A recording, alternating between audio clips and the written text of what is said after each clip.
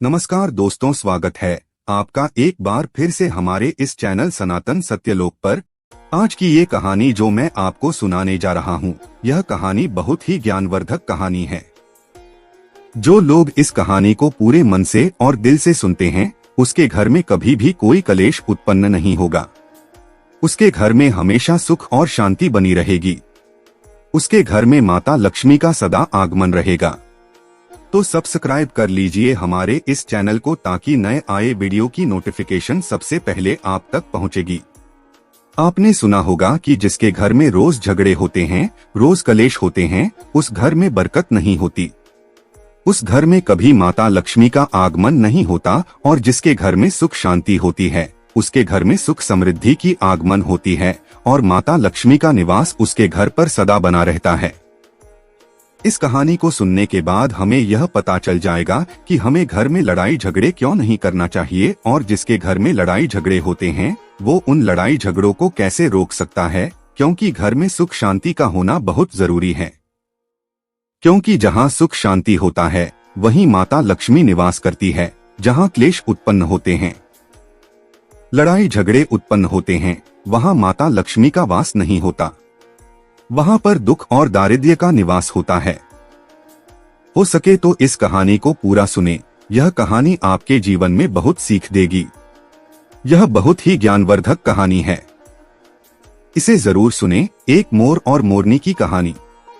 इससे पहले कि आप हमारी कहानी में खो जाएं, चैनल को सब्सक्राइब करके बेल आइकन को प्रेस करना ना भूलें। चलिए कहानी शुरू करते हैं। एक जंगल में एक मोर और मोरनी रहते थे। मोर और मोरनी बहुत हंसी खुशी जंगल में रहते थे।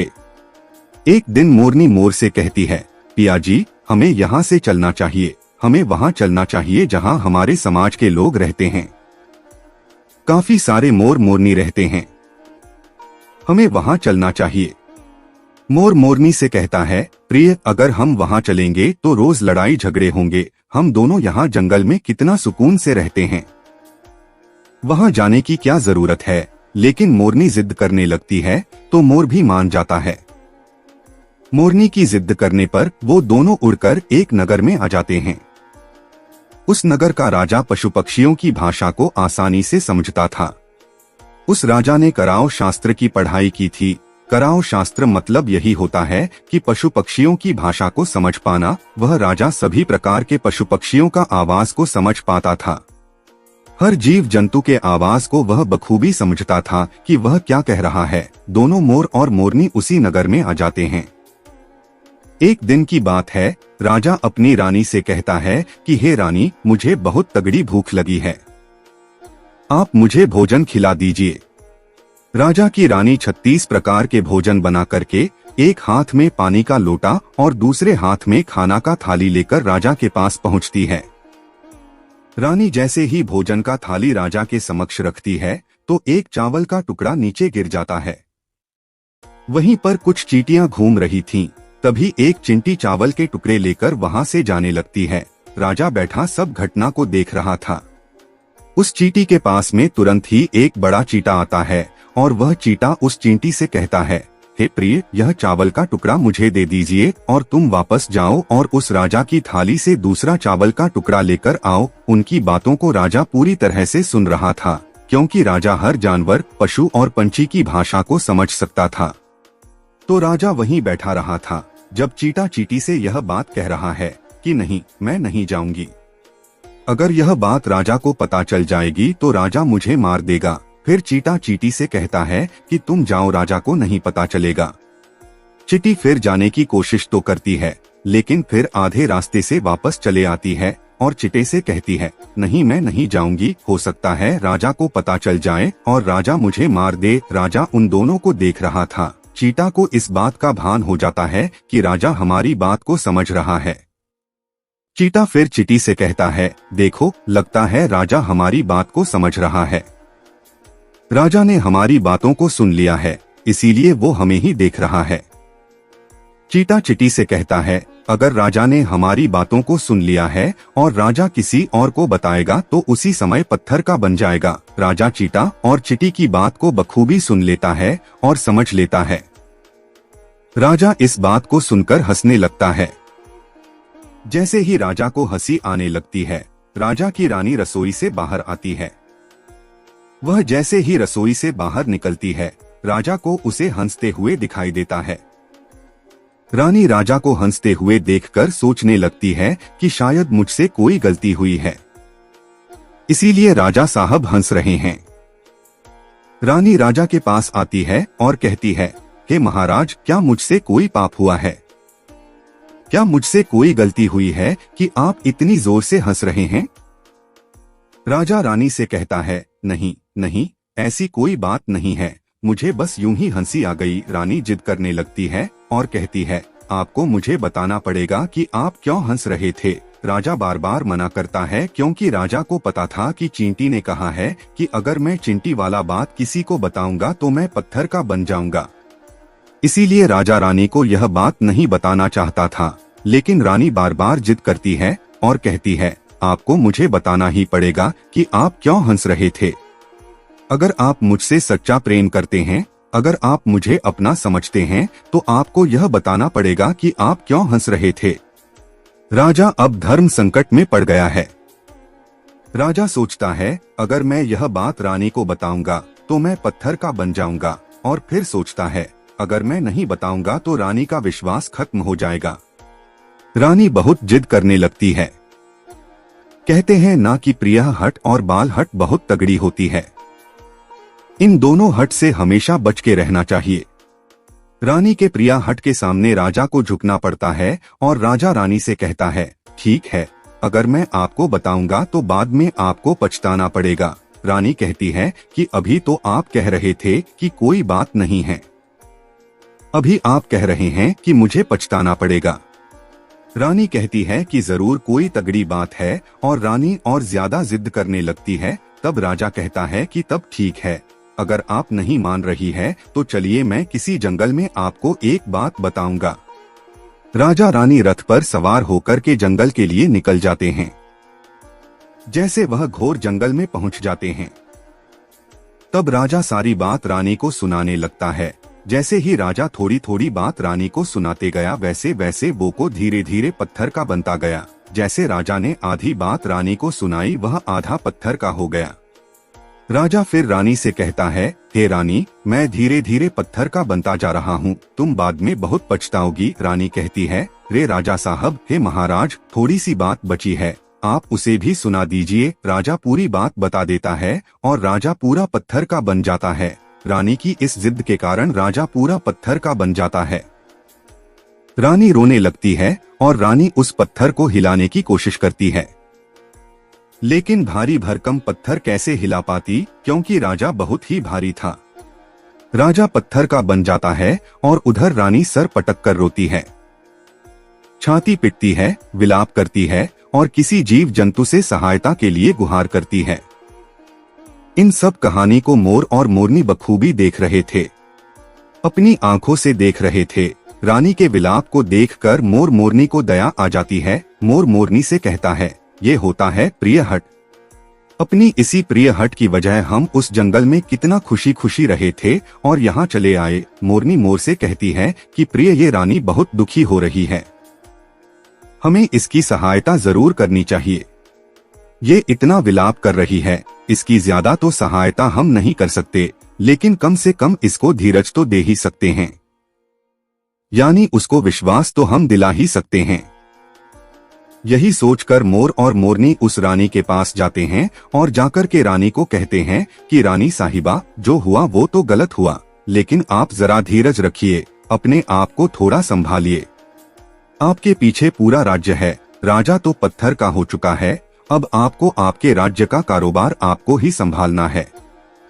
रानी मोर मोरनी की बात सुनने के बाद कहती है, भाई मोर मोरनी, मैं अपने आप को कैसे संभालूं, क्योंकि अब तो मेरा संसार ही उजड़ गया है, क्योंकि मेरा पति परमेश्वर पत्थर का बन चुका है, और मैं क्या करूं। रानी की यह बात सुनते ही उधर मोरनी के मुख से यह निकल जाता है, राजा पत्थर के कैसे हो गए? राजा तो इंसान थे, अच्छे भले थे, लेकिन ये पत्थर के कैसे हो गए? रानी वही बात बताने लगती है जो राजा ने चींटी वाली बात रानी को बताई थी। रानी वही बात मोर और मोरनी को बताने लगती है और रानी भी धीरे धीरे करके पत्थर की बन जाती है। और जब रानी पत्थर की हो जाती है और राजा तो पत्थर का हो ही चुका था। जब दोनों पत्थर के हो जाते हैं, उधर मोर मोरनी को चिंता सताने लगती है। उधर मोर और मोरनी बहुत दुखी हो जाते हैं। मोर मोरनी को यह चिंता सताने लगती है कि यह विपत्ति हमारे ऊपर भी आ सकती है, क्योंकि राजा भी उसी चींटी वाले बात से पत्थर का हो चुका है और रानी भी उसी चींटी वाली बात से पत्थर का हो चुकी है। मोर मोरनी से कहता है, हम पर भी खतरा मंडरा रहा है, क्योंकि तुम स्त्रियों से कोई भी बात छिपती नहीं है। मोरनी मोर से कहती है, पिया जी, यहाँ से हम दूर चले क्या? मोर मोरनी से कहता है, हे बेवकूफ, दूर जाने से क्या फायदा है? यह संकट तो धरती के किसी भी कोने में हमारा पीछा नहीं छोड़ेगा। यह खतरा तो हमेशा हमारे ऊपर मंडराते रहेगा। अगर जाने अनजाने में यह हमारे मुख से निकल गई तो हम भी पत्थर का बन जाएंगे। इसी बात को लेकर मोर और मोरनी बहुत दुखी हो जाते हैं, बहुत चिंतित हो जाते हैं। रात दिन उनको यह दुख खाया जाता है। यह सोचकर वे ना भोजन करते हैं और ना चैन से सोते। बस रात दिन उनको यही दुख सताती है, यही टेंशन रहती है कि यह बात उनके मुख से निकल न जाए। यदि हमारे मुख से ये बात भूल कर भी निकल गई तो दोनों पति पत्नी पत्थर का बन जाएंगे। यही सोचकर मोर ने दिमाग लगाया कि यदि मैं सारी चींटियों को खत्म कर दूं तो यह सब खत्म हो सकता है, क्योंकि ये सारा कराधरा तो चींटियों का है। मोर मोरनी से कहता है, प्रिय, अगर हम सृष्टि से सारी चींटियों को खत्म कर दें तो चींटियों का संकट समाप्त हो जाएगा। और मोर मोरनी इस बात से राजी हो जाते हैं और सभी चींटियों को मारकर खाना शुरू कर देते हैं। मोर और मोरनी का इतना आतंक हो गया था कि सभी चींटियां डर के मारे और बिल खोद के धरती के अंदर जाकर छिप गई। मोर और मोरनी ऐसी निगरानी रखते हैं कि उन्हें जहां भी चींटी दिखती है तुरंत दबोच लेते हैं। कोई भी चींटी मोर और मोरनी के इस आतंक के वजह से बाहर ही नहीं आती थी। सभी चींटियों ने जमीन के अंदर अपना बिल बनाना शुरू कर दिया और जमीन के अंदर ही जाकर बैठ जाती। काफी समय बीतने के बाद चींटियों को भूख सताने लगी, क्योंकि भोजन तो बिल में मिलता नहीं, भोजन तो बाहर मिलता है। जैसे भोजन लेने के लिए चींटी बाहर आती, मोर उसे दबोच लेता है और उसे जान से मार देता। एक चींटी और एक चीता बिल के अंदर भोजन के लिए तड़पते हुए श्री हरि विष्णु का जोरदार भजन करने लगे। भक्ति करते करते उन्हें ये भी मालूम नहीं था कि वह कहाँ है, कहाँ नहीं है। वे घोर तपस्या में लीन हो गए। अंत में जाकर श्री हरि विष्णु उन्हें दर्शन देते हैं और भगवान विष्णु कहते हैं, चिटी चिटा, जो तुम्हें मांगना है मांग सकते हो, हम तुम्हारे भक्ति से प्रसन्न हैं। क्योंकि चिंटा और चींटी ने निरंधार भक्ति की थी, ना ही कोई जल ग्रहण किया, ना ही अन्न। इसलिए भगवान विष्णु बहुत जल्दी प्रसन्न हो गए और आकर कहने लगे, जो तुम्हें मांगना है मांग सकते हो, हम तुम्हारी भक्ति से बहुत प्रसन्न हैं। उधर चिंटा और चींटी ना जाने कितने दिनों से भूखे और प्यासे थे। दोनों एक ही बात कहते हैं, हे प्रभु, अगर आप हमें वर देना चाहते हैं तो हमारे पेट में गांठ लगा दीजिए। उन्होंने सोचा, अगर हमारा पेट नहीं होगा तो हम बाहर क्यों जाएंगे और मोर मोरनी हमें नहीं खाएंगे। इसीलिए उन्होंने मांगा, हे प्रभु, हमारे पेट में गांठ लगा दीजिए। भगवान विष्णु कहते हैं, तथास्तु, और चींटियों के पेट में गांठ लग जाती है। आज भी उन चींटियों के पेट में गांठ लगी हुई है। चींटियों का पेट नहीं होता। फिर चिंटा और चींटी भगवान विष्णु से कहते हैं, प्रभु, हमारे पेट में तो गांठ लग गई है, लेकिन अभी भी हमें मोर और मोरनी से खतरा है। मोर और मोरनी हमारे इंतजार में अभी भी ऊपर जमीन पर बैठे हैं और जैसे ही वे लोग हमें देखेंगे वे हमें मार देंगे। भगवान विष्णु मोर से कहते हैं, हे मोर, तुम चींटियों का शिकार करना बंद कर दो। इसमें चींटियों का कोई दोष नहीं है। जो दोषी था वो राजा था, क्योंकि राजा ने कराओ शास्त्र की पढ़ाई की थी, इसीलिए वो सभी जीव जंतु का भाषा को समझने में सक्षम था। उसके साथ साथ वो जिन भाषा को समझता था उनका रूप बदलने में भी सक्षम था। पशु पक्षियों का वह रूप धारण किया करता था और जब वह राजा रूप धारण करता था उन पक्षियों के साथ संभोग भी किया करता था, और जब वो पशु पक्षी गर्भ धारण करते थे तो वो उन्हें छोड़ करके इंसान बन जाता था और फिर ऐसी पशु पक्षियों पर वह जोर से हंसता था। इसकी ऐसी मूर्खता के कारण ही आज ये राजा पत्थर का बना पड़ा है।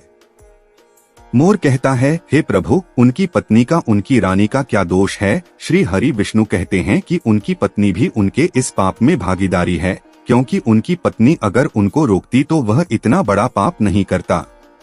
इसीलिए उनकी रानी भी इस पाप की भागीदारी है, इसलिए आज वो भी पत्थर का बन चुकी है। श्री हरि के समझाने के बाद मोर उनसे कहता है, हे प्रभु, पर इस बात को हम किसी और से कहेंगे जो कि रानी ने हमें सुनाई है, तो क्या हम पत्थर के बन जाएंगे। श्री हरि विष्णु कहते हैं कि तुम्हारा यह श्राप अब समाप्त हो चुका है, तुम्हें किसी से कहने पर कोई फर्क नहीं पड़ेगा। आप किसी से भी कह सकते हैं, तुम्हारे ऊपर से खतरा टल चुका है। मोर और मोरनी बड़ी प्रसन्न हो जाते हैं। उनका खुशी का कोई ठिकाना नहीं था। श्री हरि विष्णु अंतर्ध्यान हो जाते हैं और चले जाते हैं, और इधर मोर मोरनी का खुशी का कोई ठिकाना नहीं था। अगर किसी जानवर को, किसी पशु को खुशी होती है तो वह झूमने लगता है, नाचने लगता है। यही बात मोर के साथ हुआ। मोर को जब ये पता चला कि उनके ऊपर से खतरा टल चुका है, तो वो खुशी में नाचने लगा, जोरदार नाचने लगा। उसकी खुशी का कोई ठिकाना नहीं था। वह खुशी के मारे पागल हो रहा था।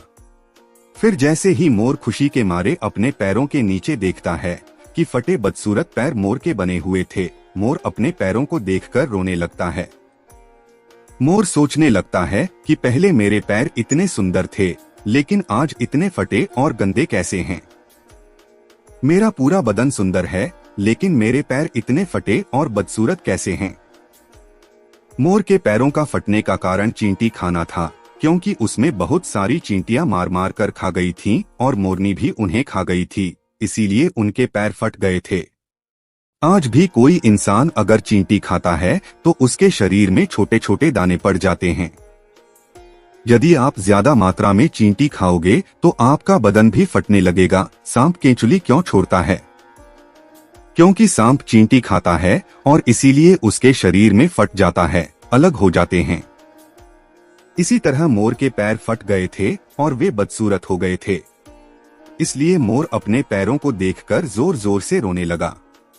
मोरनी मोर को धीरज रखवाती है और कहती है, जो हुआ वो तो हो गया, रोने से क्या होगा। मोर नाचता और जोर जोर से रोता है, इसलिए उसकी आंखों से आंसू की धारा बह रहे थे। मोरनी मोर को धीरज रखवाती है और उसके आंसुओं को नीचे गिरने से रोकती, लेकिन रोक नहीं पाती। मोरनी के हाथ तो है नहीं, लेकिन अपनी चोंच से एक एक आंसू को उठाती और अपने मुख में रखने की कोशिश करती। लेकिन कितना अपने मुख में रखती, सीधे मोरनी के पेट में चले जाते। इस तरीके से हर बार मोरनी मोर के आंसुओं को रोकती और मोर नाचता और खूब जोर जोर से रोता। मोर के आंसुओं को देखकर और मोरनी के प्यार को देखकर भगवान श्री हरि फिर से दर्शन देते हैं और मोरनी को आशीर्वाद देते हैं और कहते हैं कि तुम्हारा प्रेम ऐसे ही सदा बने रहे।